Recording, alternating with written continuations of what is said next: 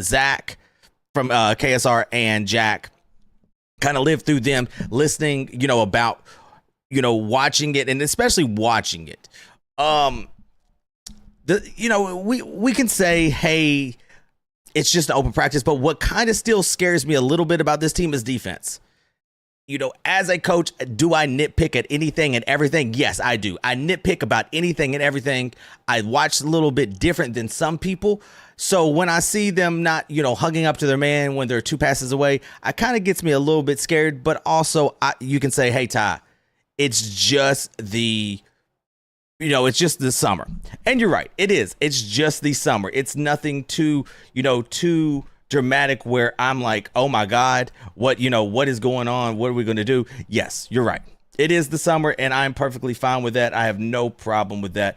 But there's still some things that I'm just like, I don't know if I really believe in this team defensively. Yes. Do I believe we can score with the best of them? Yes, I do believe we can score with the best of them.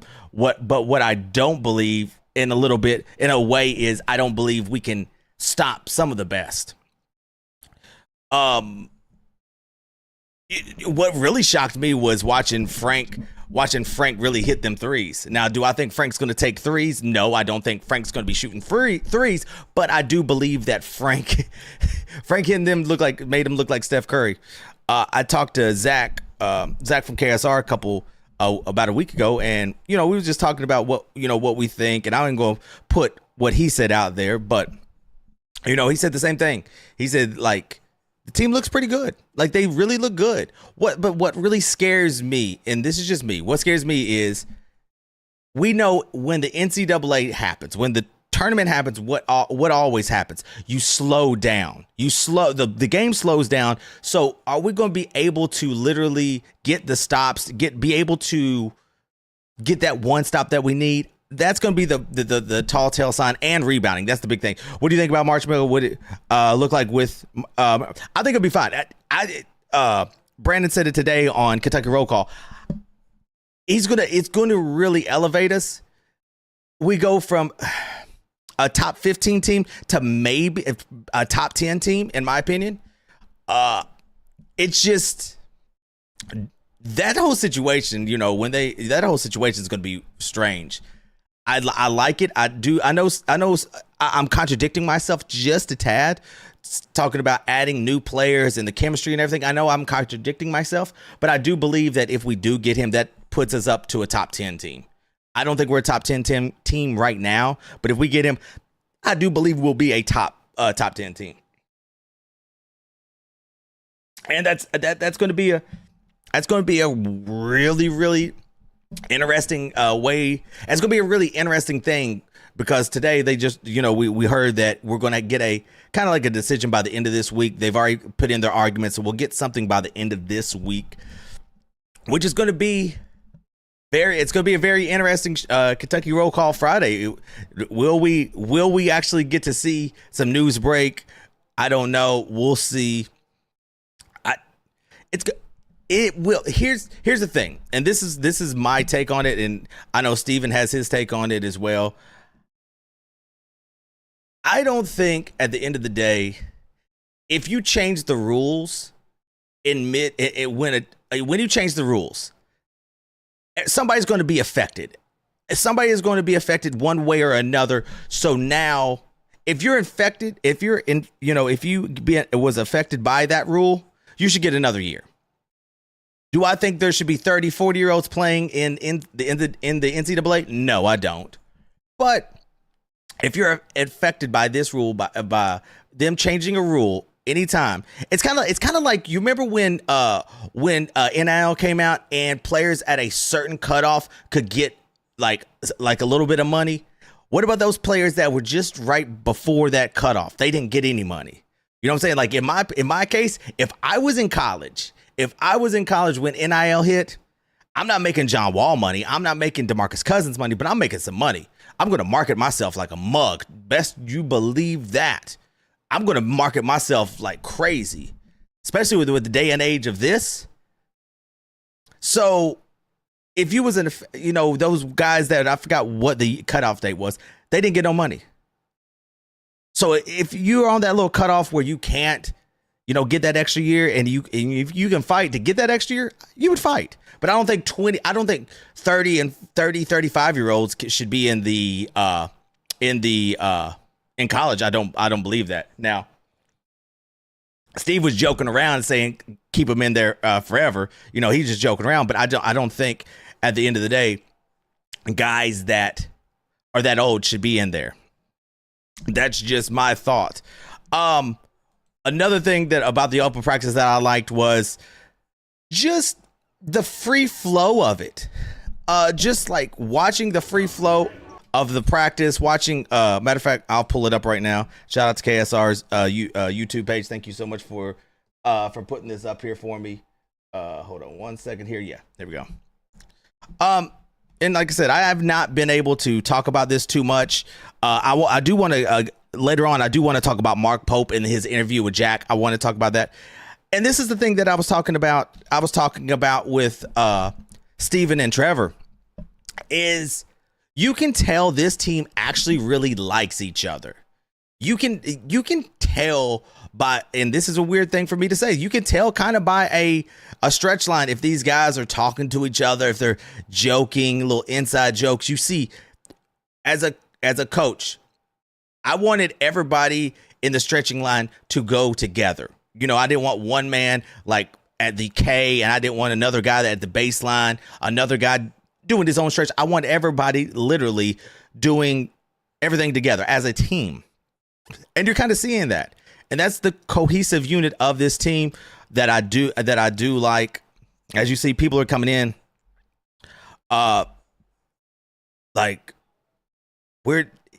It's like I said, Frank, it looks like Marino has changed his form a little bit as well.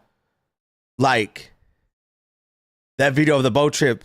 Yeah, 100%. Like those are things that we didn't get from last year's team.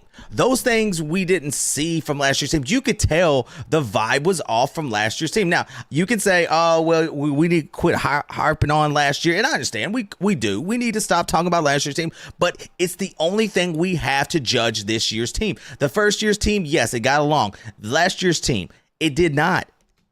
And that's, you can just tell. Like, one thing I do like about Frank is very, very vocal. Like, Frank talks. And is he going to play 20, 30 minutes? Hey, what's going on? What's going on? Williams, I was there a couple times. I think I was down there a couple times. Okay, now, let me talk about a dark horse, too. Let me talk about a dark horse right here. Look who's getting in the paint. And, right, you tell him, Sophie. Look who's getting in the paint. Good pass. Nice little pump fake. But the thing is, here's the thing. Here's my whole thing about this right here. I want to make sure. Where's it at? Where's what he's talking about? Now, this right here is well, too. Hold up. I'll worry about the defense later. Like, look at him getting down the floor. Boom. We're moving. Hockey assist. Boom. But look who's. I think, people think I'm crazy. People think I'm crazy, but look at this. That's just good. That's just like that's what we want to see. Get the ball up. I'll live and die with that shot. I will live and die with him shooting that shot. Do I want one pass shot all the time? No, but I'm living and dying with that right there because he's going to be you got to let him have those type of shots. Getting in the paint. Not force anything, skip pass. We're going to see this a lot, too. We're going to see that a lot. Just watch. Eyes. Look at his eyes. He's looking. He's already connected that he's going there. He's just waiting for the defense to react. Boom. Got his Mason's got his back turned to him. Boom. And you can see he thinks he's going. He thinks he's going to let's see. You think he's going right here? Boom. Wide open. That you're going to see that a lot. You're going to see that play a lot.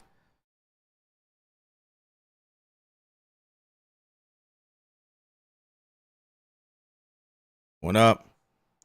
Good block. A little three.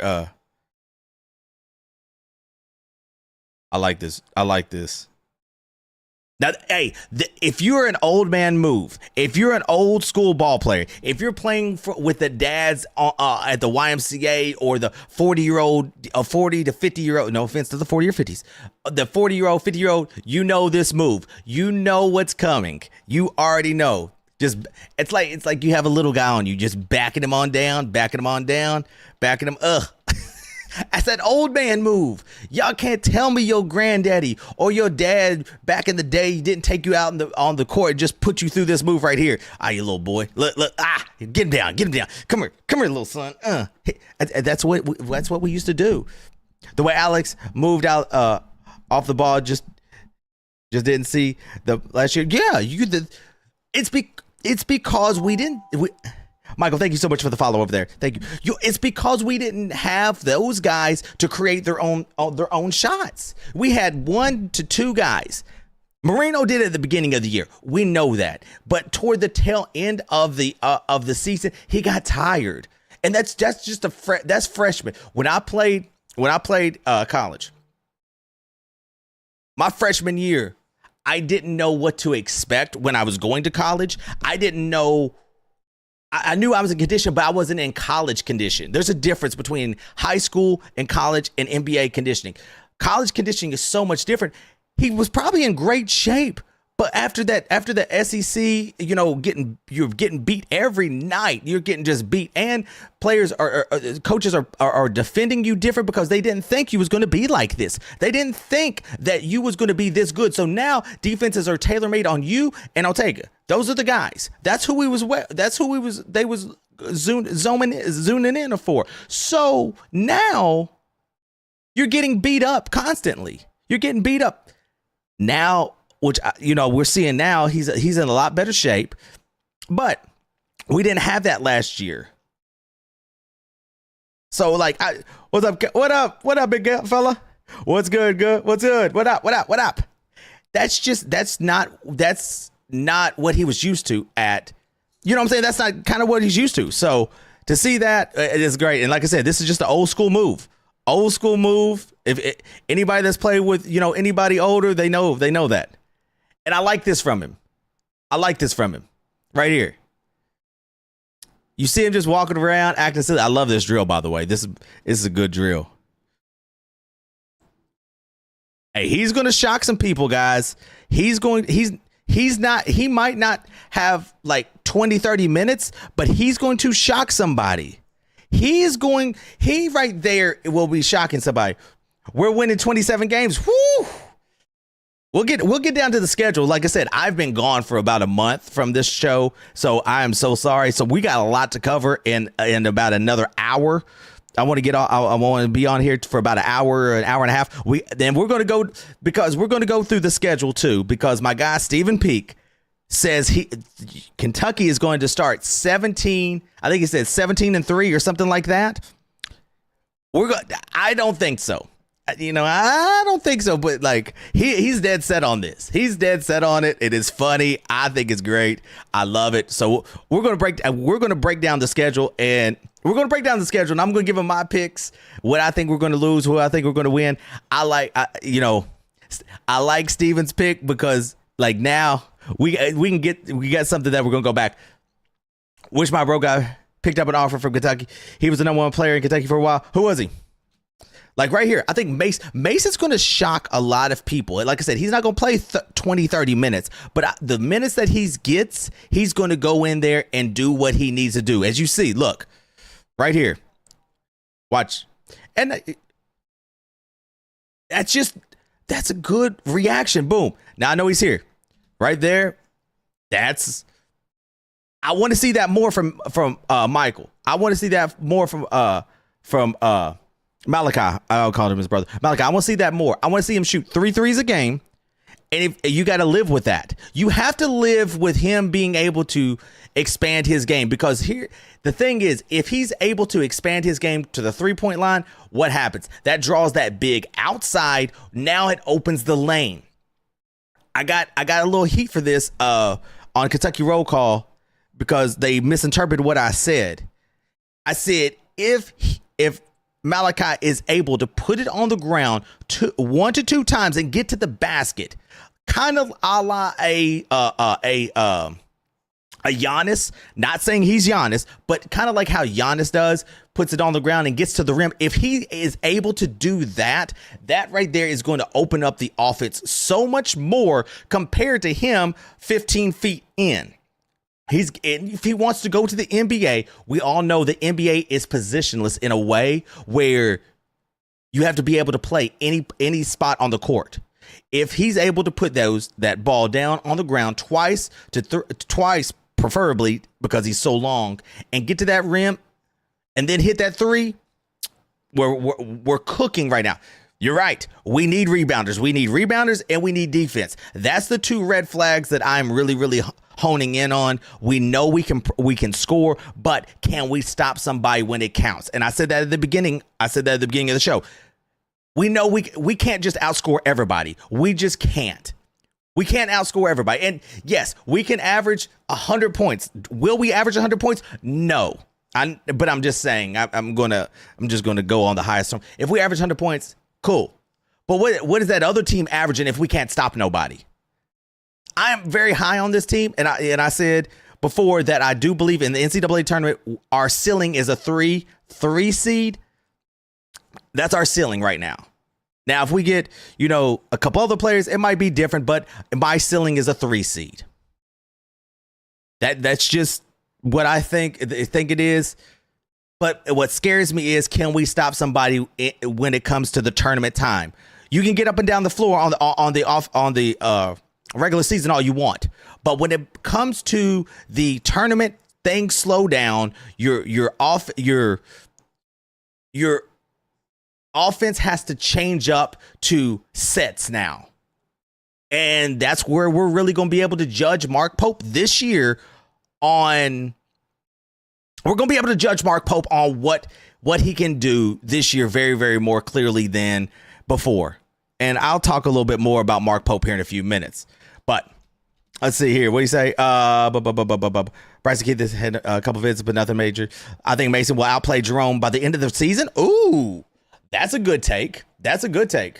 What I like about Jerome, though, and I've coached against Jerome at Tates Creek, I like his ability to play hard and not play reckless, but he goes out there and plays hard and does his job. What I think Mason does better is being able to create and make other people around him better.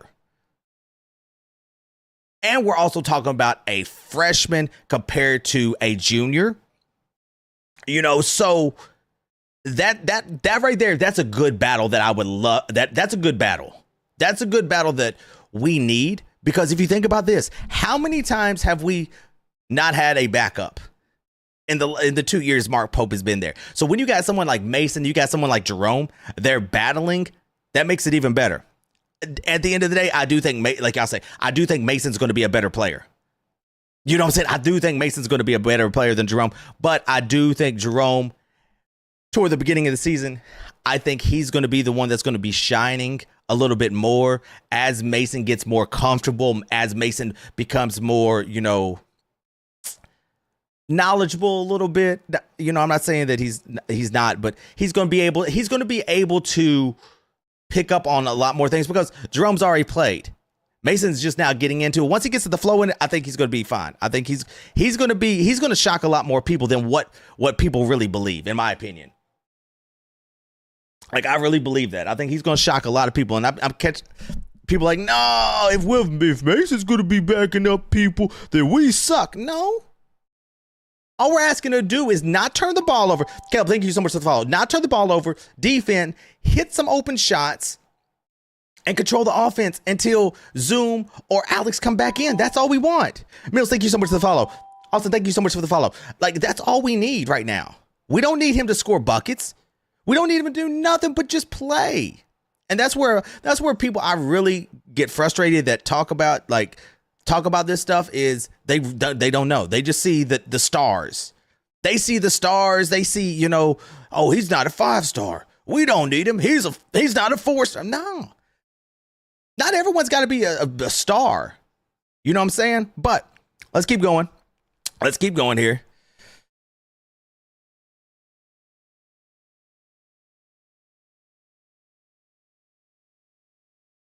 Now, see, this is kind of what scares me a little bit. This right here kind of scares me a little bit. This type of defense, okay? This type of defense kind of scares me just a tad. Now, you can say, Ty, it's just a practice. And you're right. You're exactly right. It is just a practice, guys. I totally get that. And I know this is 11 days ago, but I'm just now getting able to talk to you all and break this down from my opinion. Mason, thank you so much for the far. Thank you so much. Drew, thank you so much for the thought. Now, right, he is too far, but where is his hands? His hands are down here. He's long and athletic. If I get a hand up, that's going to defer Alex from shooting that. He's already pump faked, so I need to get my hand up. I need to get my hand up. I need to be able to get out there, and that's kind of what I need him to get mentally ready for. Because he's going to be switching. He's going to be able to, he's going to be able to get out there. But I just need, that's right there. They got to be chirping that. And they probably do. But this is just me on the outside looking in as a coach, kind of thoughts on Kentucky's overall thoughts. I don't think Pope teaches that. Amari did the same. Well, the thing is, you could teach that, but a kid might not do it. You know what I'm saying? I had a kid who was almost 7 foot, about his size, and we would tell him, get his hands up, get your hands up. He would always run out with his hands down. He always would run with his hands down looking like this and always get drilled in the face because he didn't have his hands up. Thoughts on Kentucky? In my opinion, I think in the NCAA we're a 3 seed. I think we have the guards. We have everything we need to make a push. Do I think we're a national championship team? No, I don't. Sam, thank you for the follow. No, I don't think we're an NCAA championship team. And if we add another piece, wink, wink, still don't think we are, but we're in that realm. We're in that conversation, but I think there's teams that are legitimate better. My ultimate concern is defense and rebounding. I want to see how tough we actually are. So that's just kind of me thinking on the fly about what I think this team could be. Do I see Kentucky having a great season? Yes, I do. But I have some feelings.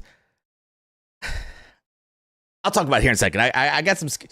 I'm going to say the good in the things, but I got to say the bad in the things. That kind of sets me a little bit different from a lot of people because I will talk about the bad and not be scared about it. You know what I'm saying? And that's nothing against nobody else. But I'm just saying I will talk about the cons. And shoot, me and Peak talk about it on Kentucky Roll Call. If you make sure you tune in from 12 to 2 tomorrow, Kentucky Roll Call, I'll be hosting with Trevor. It's always a great time. So, and then every Friday I'm on Kentucky Roll Call on Big X Sports Radio, YouTube, and BigXSportsRadio.com radio, all of that. So make sure you tune into that.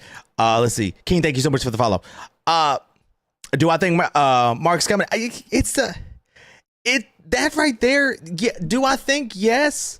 But we know in this climate of NCAA, the guy can be right there close to coming to your school, and another school might put another comma on the dollar sign, and guess what happens? He goes somewhere else.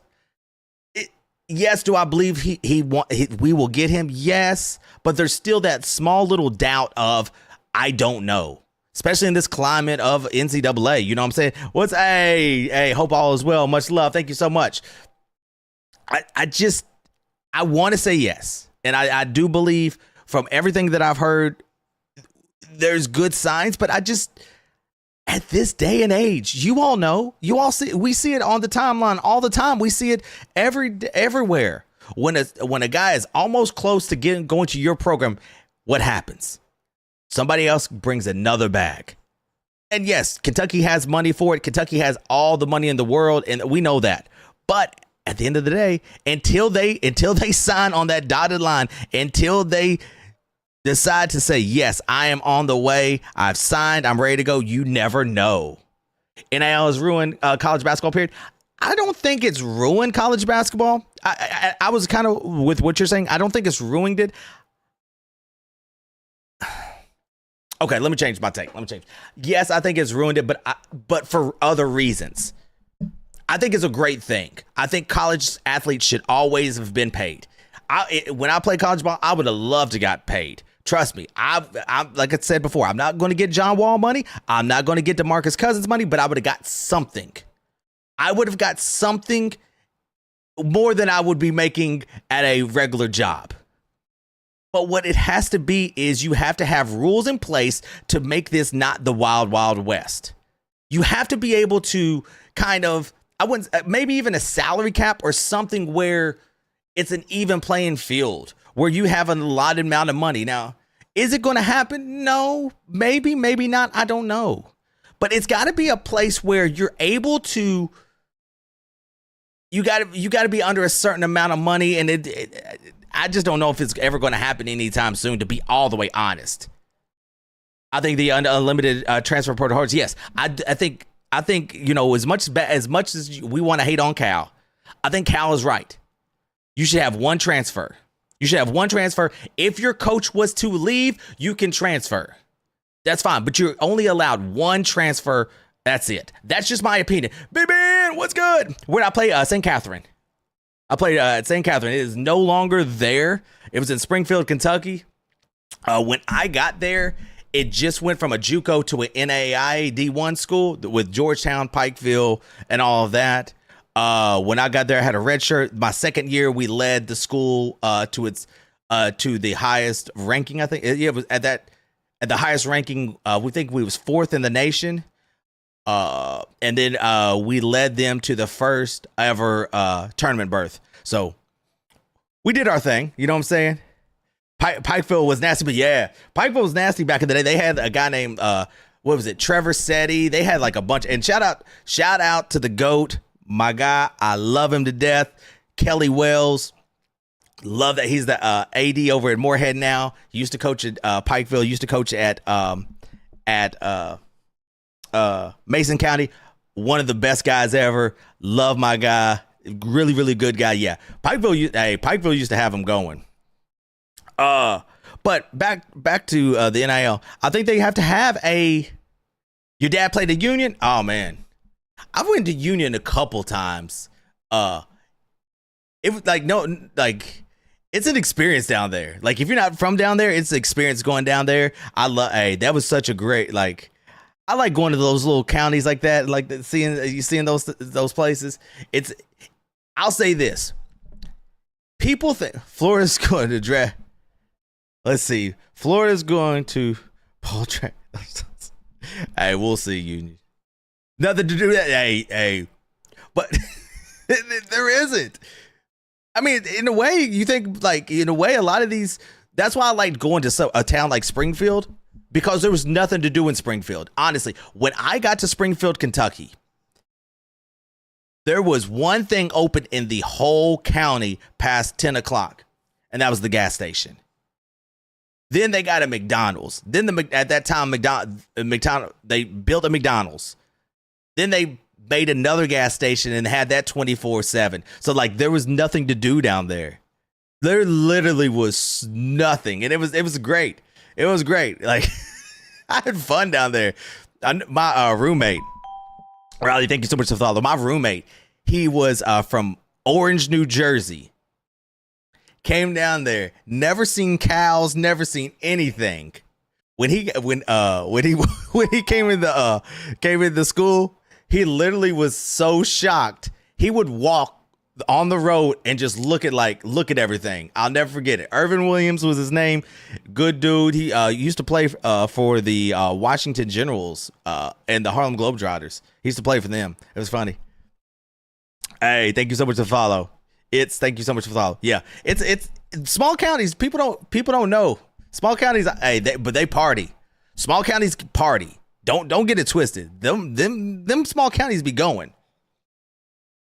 All right, my bad, my bad. I got off on a tangent, my bad. But back to this play, like I said, I need him to train his body, get his hands up, get everything going. Like you see how late that was? And like I said, I'm nitpicking just a tad. Boom. That just can't happen. Let's continue to go. Little 2-man game. Screen the screener. Perfect.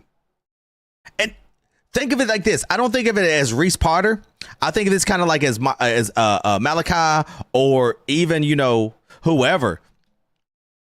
That's just a great Pulaski Summers. Nice.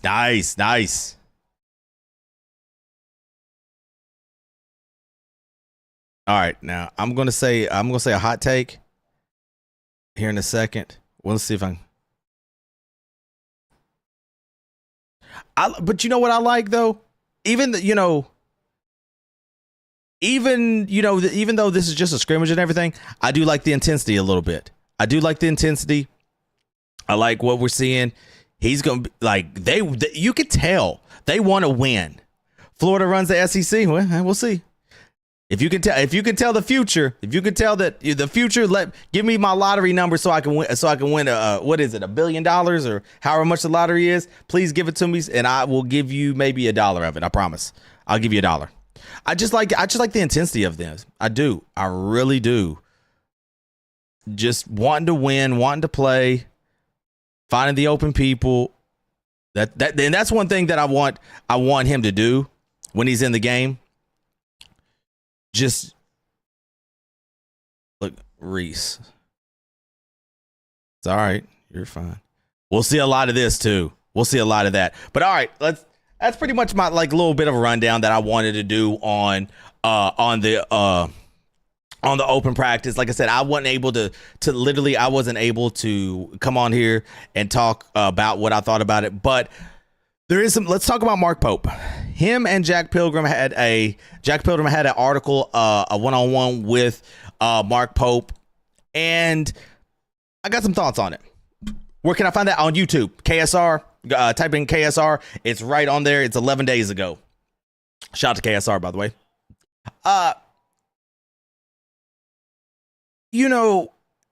Before I read this piece, I really thought that. Oh, no problem. Chase, thank you so much for the Chance. Thank you so much for the follow. When Mark Pope got this job, and we're gonna go back to Mark Pope, okay? Luke, thank you so much for the follow. We're gonna go all the way back. Let's talk about when Mark Pope got the job. It felt like he really knew the program, and he did. It felt like Mark Pope knew the fan base, and I think the fan base was yearning for something like that because the tail ending of Cal was rough. We all know that. So Mark Pope filled that void. Was he the best candidate? No. Was he the right candidate? It's yet to be determined, but it was a good feeling because we had one of ours. We had somebody we believe that knew what we want, that wore the jersey, that won the championship. We knew that. First year, total success, in my opinion. Great, could they have went a little bit further? Yeah, but overall, a great success. Last year, say what you want, the wheels came off the wagon. They really did. From the Louisville thing all the way down to the last game, it was really, really bad. And with it being bad, a lot of things done in the dark has came to the light. Mark Pope, you can say, is a bad loser. Who isn't a bad loser? Not talking to media, not, giving these cryptic messages and all of that. He really did a really bad job when it came to the media. Not doing interviews, not doing this, not doing that, not taking questions. Now, as we get into year 3, we're starting to see Mark Pope kind of change that a little bit more. Having these open practices, talking to these media outlets, talking to Jack, talking to, Matt and everybody. We're starting to see a lot more of that openness that we needed to see. Now, is it calculated? Yes, it's calculated because he needs to get good press after, a rough start, not getting some of the players. Now, we got what we need. But what I didn't really take a lot out of it, but what I took out of it is somebody in Mark Pope's ear is telling him to do these things, telling him to do some of these things where it's going to be good press. In my opinion, I don't think he told a soul that he was doing, well, maybe a couple people, but I don't think he was telling everybody that he was going to open the practice. Now you open the practice open practice for the last practice of the summer. You're going to get good buzz. You're going to get good publicity. You're going to get all these things. Now I'm going to do an interview with KSR and Jack. Now people's going to read. People's going to start knowing. Do I think somebody's in his ear? Yes, I do think somebody is in his ear that is telling him these things where he's able to do good things, because I think at the beginning of the last year, I think he was doing things that he wanted to do and like kind of shunning everybody else out. This is what we're going to do. I'm going to do it my way, my way, my way, my way. But when he sees that his way wasn't really the correct way to handle things, like him saying the Louisville thing, we still don't know what happened in Louisville. We can all speculate, but we don't know. Then toward the end of the year, how many radio shows did he not answer questions, or did we have a special guest or something like that? How many times did he do that? Then when season ends, he goes MIA. He doesn't talk to anybody. He doesn't say any interviews. That's all bad press. That's all things that we didn't need as a Big Blue Nation. One thing about Big Blue Nation, and I always say this, and I've always been the person to be like, this is what Big Blue Nation needs a coach that is going to kiss exactly what Will Stein is doing.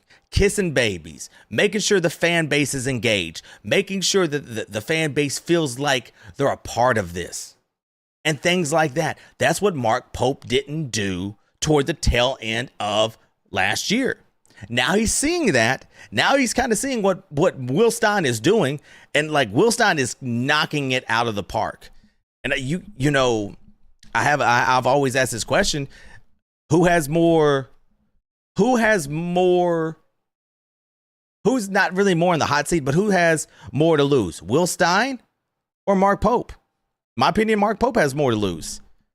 He's already on the hot seat. But if I see this guy over here that is cooking, I'm going to take some stuff from Will Stein. I'm going to incorporate it into my thing.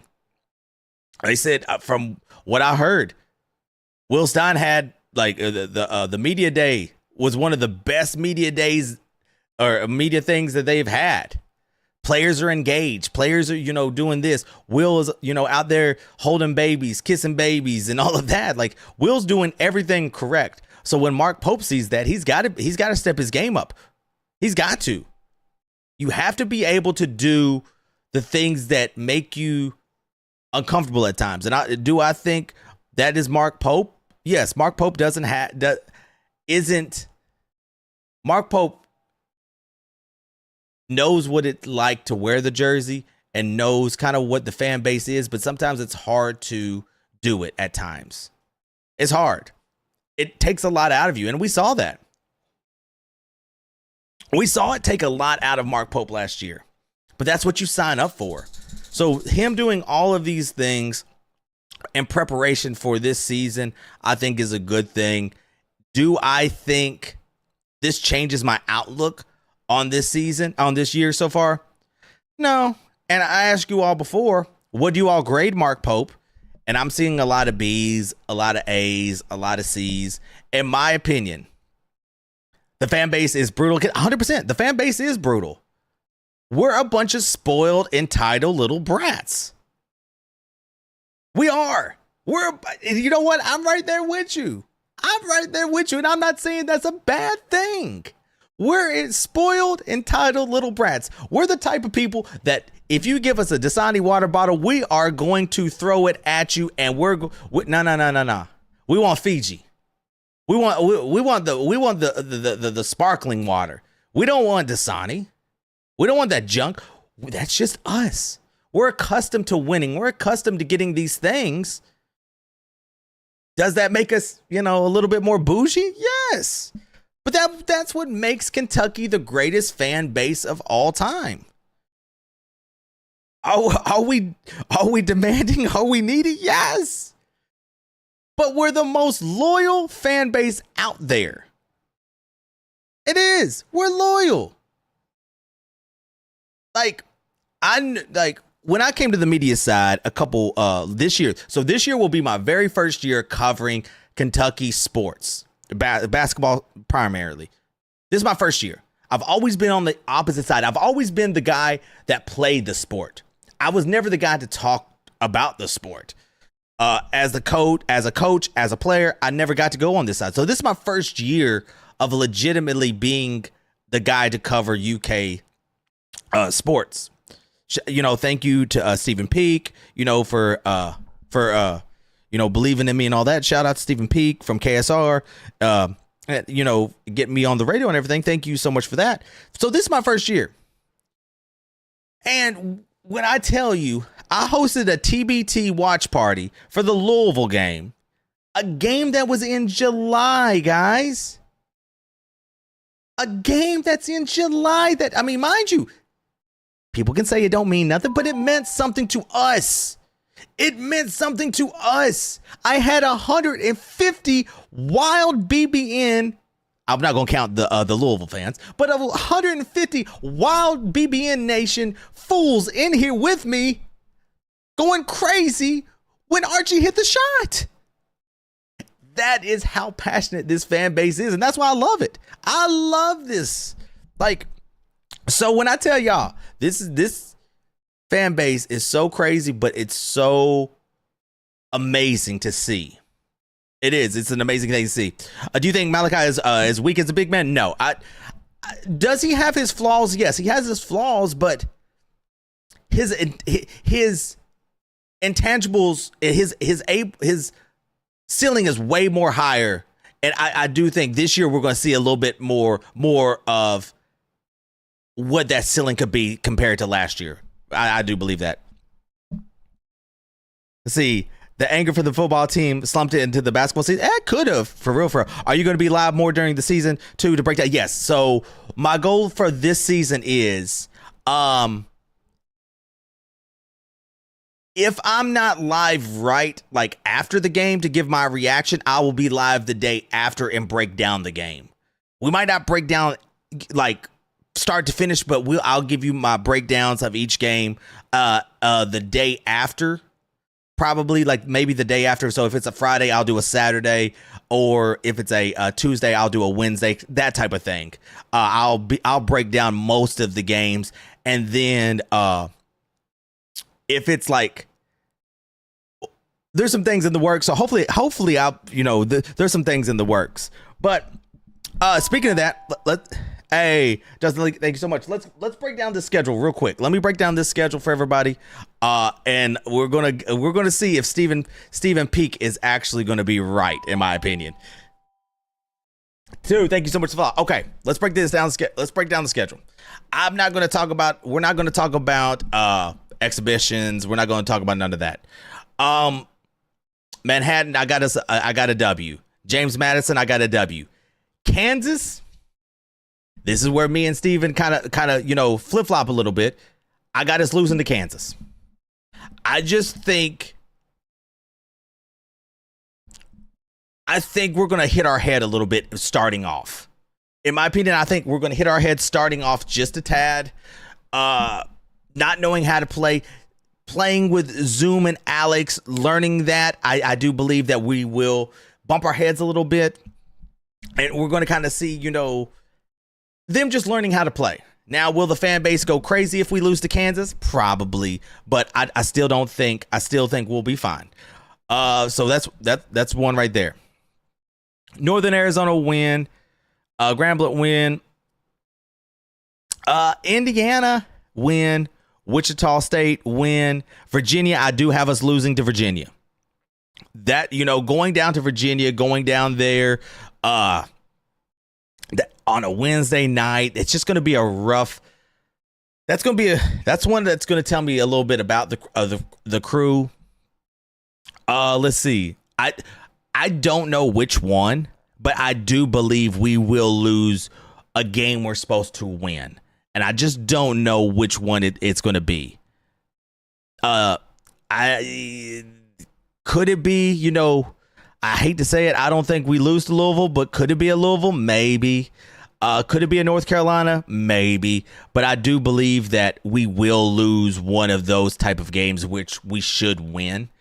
So I've got 1, 2, 3, and maybe 4. So okay, so he said he changed his thought a little bit to 3.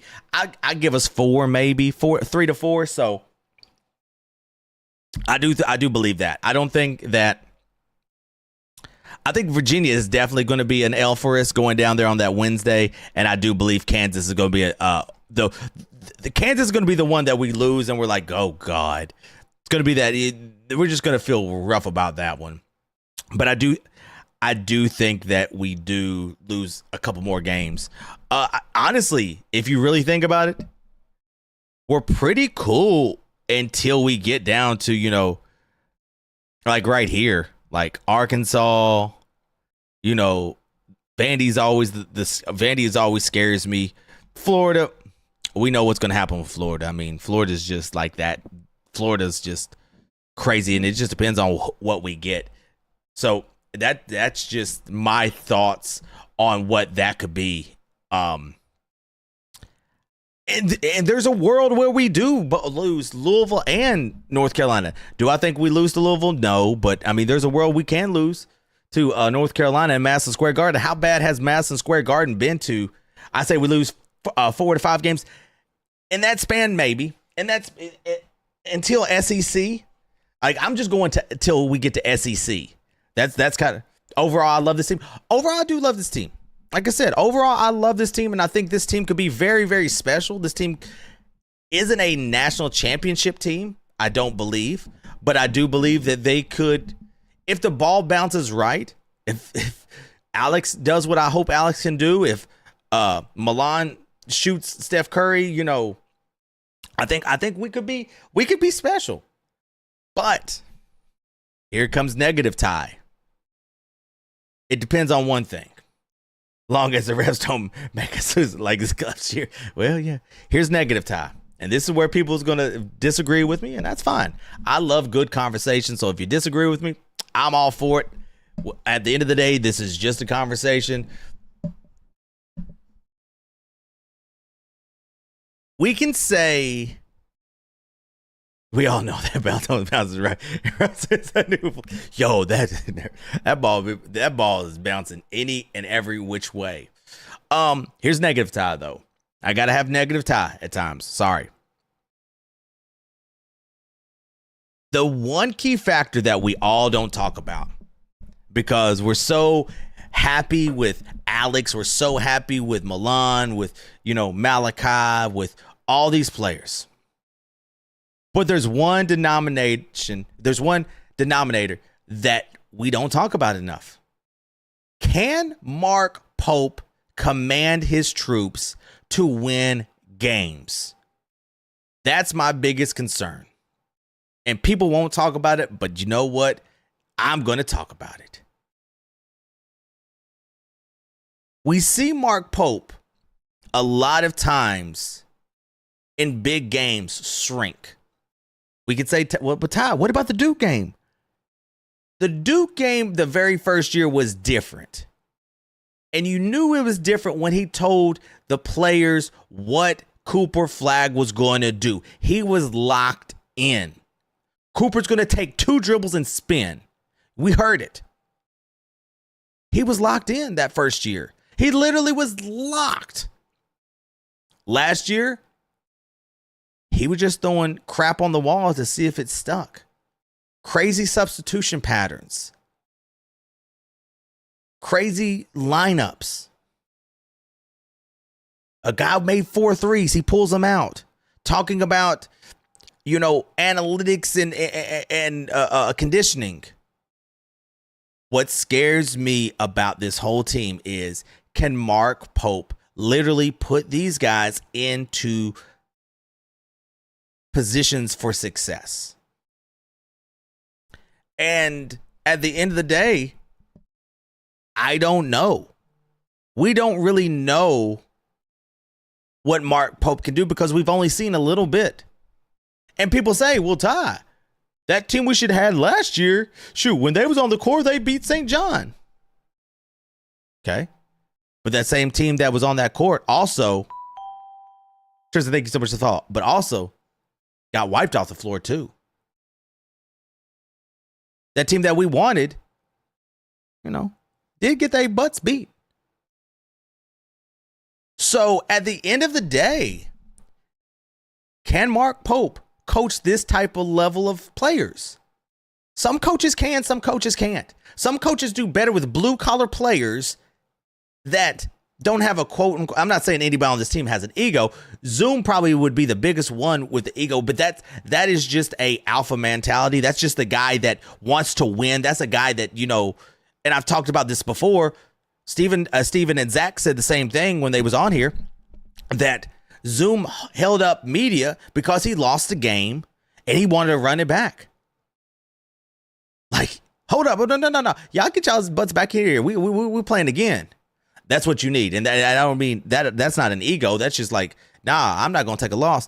But can Pope legitimately command these troops? You think about it last year when we saw Pope get his brains beat in. Y'all saw him on the sidelines. What did he look like? He looked crazy. He literally said in a press conference that he feels like he would roll up in a ball and himself. That's not a leader. That's not somebody that who should be able to command troops. So my thing is this. We can have the best shooters. We can have the best rebounders. We can have the best big man, because ESPN did put Malachi at, I think, 8th as the best big man in the country.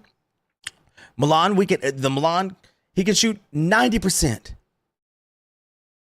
But at the end of the day, do we know that Pope can command these troops to be put in success?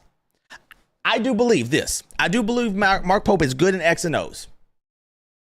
I do believe that 100%. He's good in X and O's. But that's only a small part. When I was a coach, there was one guy that taught me the game. His name was Andre Mahorn. If any of y'all in Lexington know him, anybody, his brother, Rick Mahorn, played for the Bad Boys. Y'all know him. He told me one thing. He said, Ty, because I was just getting into coaching, he told me this. He said, Ty, basketball is like music. There's a rhythm to the game. And if you find the flow of the game, you can control the game. And it always stuck with me. That's always stuck with me throughout all of me coaching and, just coaching AAU, coaching high school. It always stuck with me that, okay, I agree. There's a flow of the game. And sometimes I don't think Mark Pope does that. Mark Pope doesn't know the flow of the game, so he changes things when he shouldn't. When you have horses, what do? You let them run. You don't hold them back. Only time you hold them back is when, guess what? When they need a break. And that's in game. So that is my big concern about this whole thing is we see too many highs and too many lows of Mark Pope. We never seen consistency. If Mark Pope can be consistent and this, I think this team is really more tailor-made for Mark Pope than past teams. I do believe that. So we might see a little bit more of his, free-flowing, getting threes up. But how many times have we heard Mark Pope say we want to take 33s? How many times do we say that and then we don't get it? We'll see this year because he has more shooters. So, I mean, like I said, that's just my thoughts on that. And like I said, we can agree to disagree. I love this type of conversation to hear what y'all say, what y'all think. But that is my biggest concern is Mark Pope. Do we see him actually being able to control these guys to be able to have success and put them in places to be successful, to go on to bigger and better things? I think Pope is a good coach, but he needs the right players. Yes, 100%. I totally agree with that. Zoom is nice to my 3-year-old daughter at TBT. He actually ran back out of the lodge. Oh, hey, but see that's I like hearing that. I love hearing that because I'll tell you a story here in a second about a player that I lost all respect for here in a few minutes. Definitely going to have to be the best version of himself. Yes, 100%. I think Pope is a good coach, but yeah, no, you're right. I love hearing that though. I love hearing that Zoom ran back out, gave him a fist bump, because that's little stuff that makes a big difference. Because guess what, Derek, if Zoom walked by your son and gave him the shoulder, not hit him, but I'm saying just walked like that little man wasn't there, you gonna feel some type of way. And guess what? You're like, oh man, that's some bull. You a UK player. He gets it. Zoom gets it. Zoom gonna run back out. What's up, big dog? What's up, big fella? You know what I'm saying? And that, guess what? You might act like, I'm not saying you don't go to games, but I'm saying like now, guess what? That's ingrained in that little man's head. So if little man decides to play basketball, football, whatever, shoot, I remember one time a UK ball player gave me a dap. Now, yeah, it's 3 years old, but guess what? That's what we need to get back to. That's what we need to get back to as UK, as a fan base of these players coming back out, showing love. And we're seeing that with Will Stein. We're seeing that with the players. Will Stein is doing an amazing job over there on the football field. I don't even watch football like that, but this year, Steve and them are going to get me to go to a game. I'm going to go support. I've not been to one football game ever. But I'm going this year. I think we need to get to the place where football and basketball get along again and they feed off of each other. Like you said, when football was down and it came into basketball season, we were just hoping, we were just praying that that team was going to be good and lift our spirits. And what happened? It just went completely off the rails. Literally went completely off the rails to the point where we lost love. Toward the end of the year, we lost love. We was ready for the season to be over with. I don't care what anyone says. It just got to be just such a drag. Now with the football season amping up and we're seeing, just everyone's so excited. This is the first time I've ever seen like legitimately this much excitement for football in a while. Now, mind you, I don't know what the record's going to be. I've seen rumblings and everything. I've read what people are saying, but Will Stein has changed the program. Now, once basketball season goes, we got to see the same thing. We can't see a repeat of next year. And my opinion, I think at worst, we might get another coach next year if things go bad, and we don't know. But things can go awful good because this team is tailor-made for Mark Pope. This team is really made for him. So now we really get to see him, and can he really coach? Like I said earlier, maybe he's better with blue-collared players compared to these 5 and 6 stars. I was reading stuff on GTA 6 before I got on here. They got a 6-star method, but hey, my bad. But like these 5 stars, like I said, it's going to be interesting. I'm happy to be back. We will be doing this so I'm going to change the Coach Ty Show. We're going to do this every Wednesday now. More than likely, we're going to do it every Wednesday. That's probably the new no. Every every Tuesday. I'm sorry. Every Tuesday, probably around after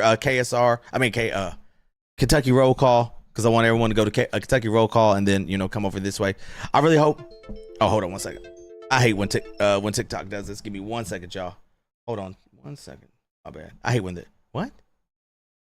Hold on.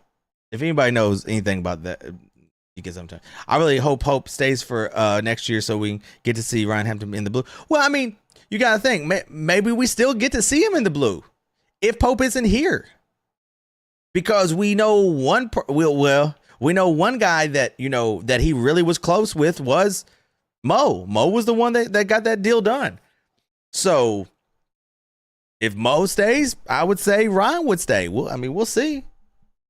And that's another thing. Matter of fact, hold on. I was about to hop off, but hold up. That's another thing.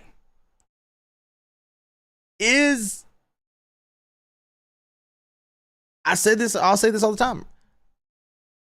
Mo is Mark Pope's saving grace. Mo Williams is Mark Pope's saving grace. And I've said this time and time again. Mo got a lot of those deals done.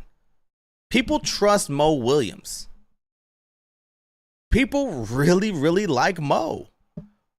Mo's been around. Mo knows these things.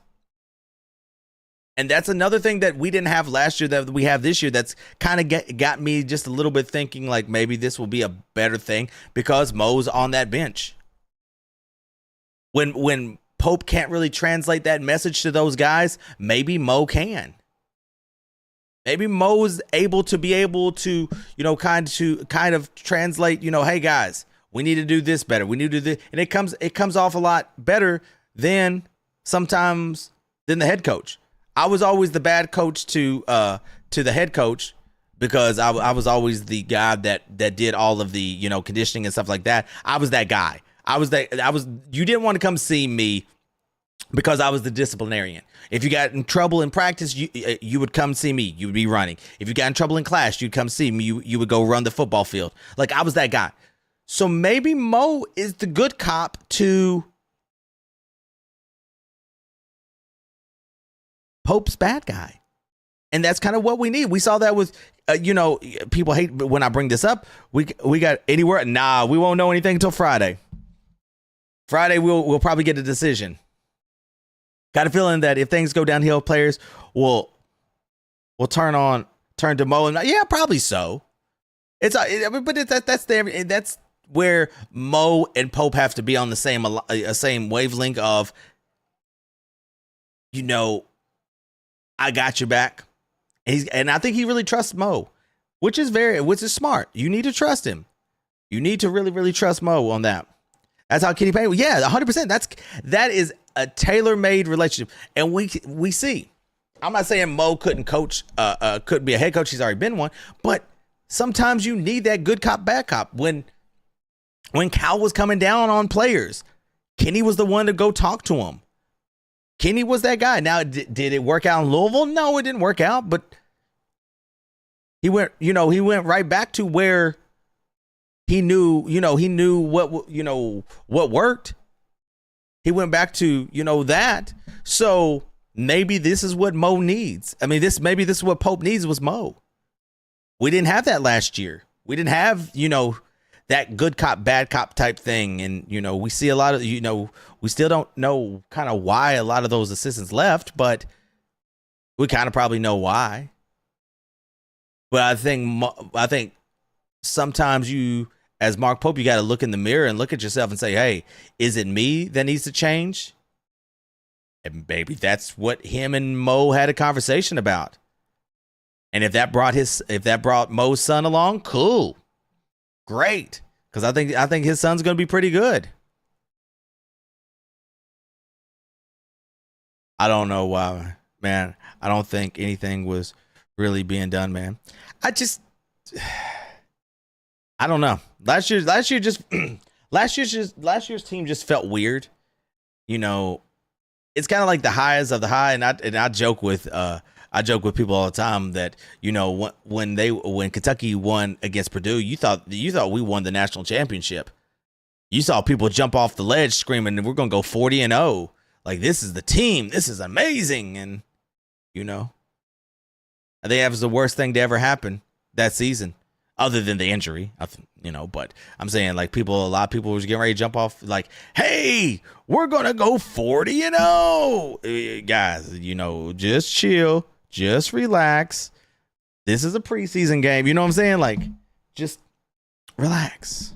But guys, man, thank y'all so much. Like I said, I wanted to come on here. So we're going. So tomorrow, Kentucky Roll Call on the Red platform and on the radio, Kentucky's Big X Sports Radio. Make sure that you all tune in. It's going to be me and Trevor.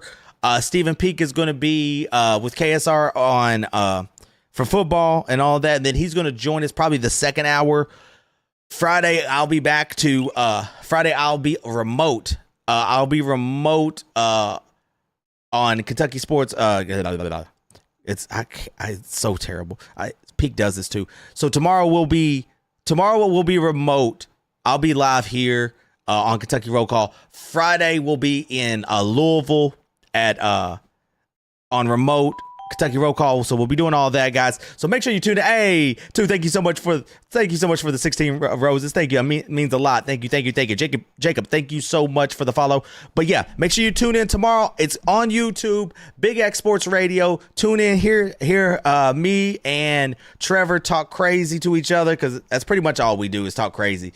All right, you already know. L's down. I will see you all here tomorrow on Kentucky Roll Call. Peace.